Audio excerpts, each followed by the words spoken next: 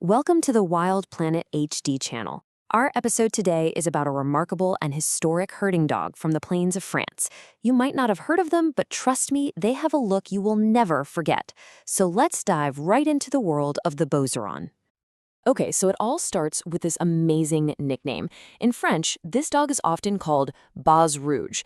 Now, that's pronounced Bas Rouge, and it literally translates to red stockings. How cool is that? It paints this picture right away, doesn't it? Makes you wonder, okay, who is this dog with such a cool name? So let's find out, who exactly are these red stockings? All right, let's meet the red stockings. The dog we're talking about is the Beauceron. You might also hear it called the Berger de Beauce, which basically just means the sheepdog from the Beauce region of central France. And yeah, this is a classic old-school herding breed. We're talking deeply rooted in the French countryside, shaped by literally centuries of working side by side with shepherds. Okay, a look to remember. And believe me, it is. Let's get into what makes this breed just so visually striking. I mean, the Beauceron has this look that's both powerful and elegant. It's this perfect mix of muscle and grace that just screams, I was bred to do a job.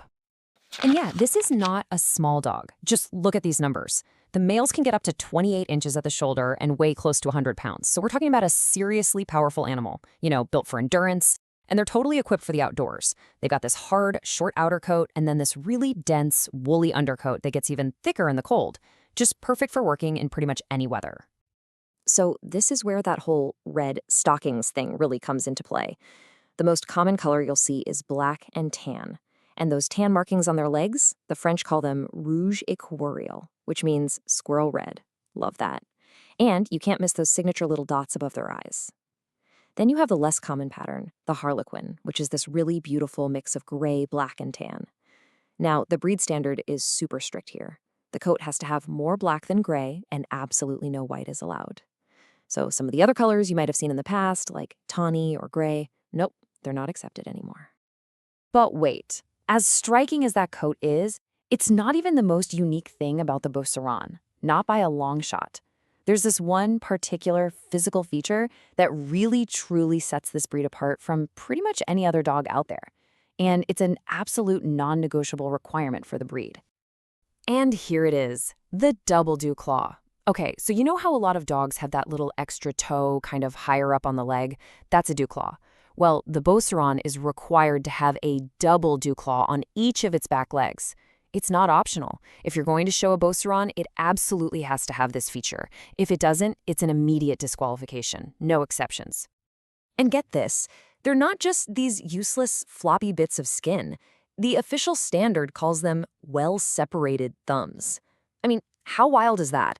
In the Beauceron, these things are actually connected by bone, which is not the case for most other breeds.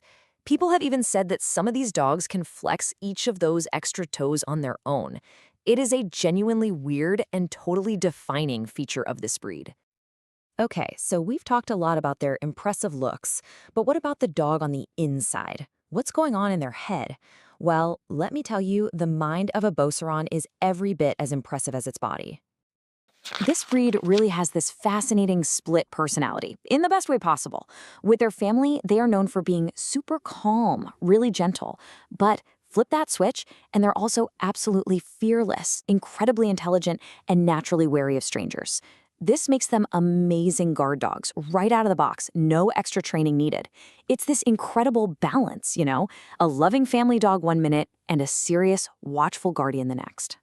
So if you're even thinking about training one of these dogs, there is one very important number you have to burn into your brain, and that number is 3. Why 3? Because a Beauceron isn't really considered mentally or physically grown up until they're about 3 years old. And for a big dog, that's actually a pretty slow burn. And what that means is that training a Beauceron is a marathon, not a sprint. You absolutely cannot rush them. You have to be patient, you have to be consistent, and you have to think in terms of lots of short, fun, positive training sessions. If you try to force these long, intense training drills on a young Beauceron, well, it's just not going to work. It's a real long-term commitment to helping this powerful mind grow up right. So where did all this come from? This unique mix of looks, intelligence, and, those extra toes? Well, it didn't just pop up overnight. It was forged over a super long history of work and service. And that's what we're going to dive into next. I mean, the roots of this breed go way back. We're talking the first written mention of a herding dog like this in France was all the way back in 1587.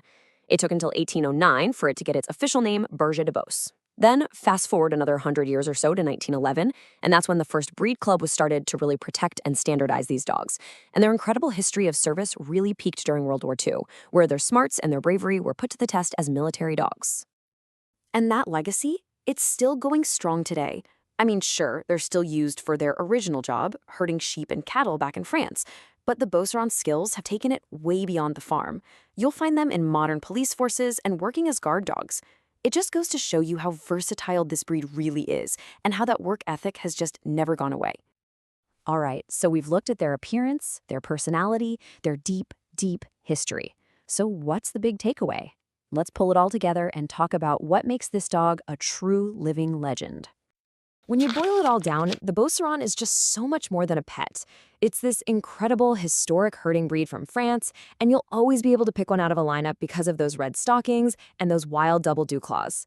They really nail that perfect balance of being a gentle family companion and a no-nonsense guardian. But you gotta remember, owning one takes patience. A lot of it, because they take their sweet time growing up. Really, what you have here is a living, breathing piece of French history, right from the farm fields to the battlefield. And that kind of leaves us with a final question to chew on. You know, in today's world where so many dogs are bred just to be pets, what's the place for an ancient, all-purpose working dog like the Beauceron? It's definitely something to think about. I hope you enjoyed our episode and see you in another video.